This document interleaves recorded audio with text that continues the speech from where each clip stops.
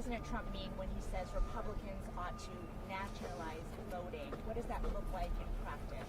What the president was referring to is the SAVE Act, which is a huge common sense piece of legislation that Republicans have supported, that President Trump is committed to signing into law during his term. And he spoke with the speaker directly about that yesterday, about the need to get that bill on the floor for a vote, because it provides very common sense measures for voting in our country, such as voter ID.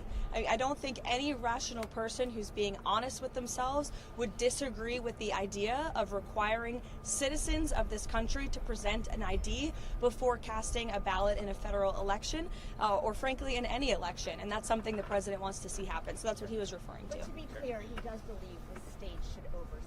The president believes in the United States Constitution.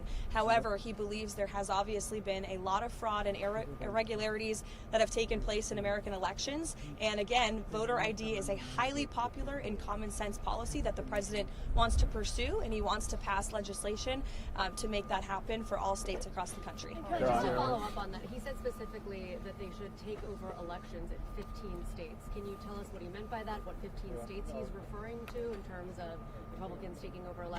Again, what I was just telling you is that with the passage of the SAVE Act, voter ID will be implemented across all 50 states. The president was referring to specific states in which we have seen a high degree of fraud. If you look at states like California, or if you look at New York City, for example, non-citizens are allowed to vote in elections in places like California and New York City. That just creates a system, an electoral system, that is absolutely ripe with fraud. And you cannot deny the fact that, unfortunately, there are millions of people who have questions about that, as does the president. He wants to make it right, and the SAVE Act is a solution to doing it.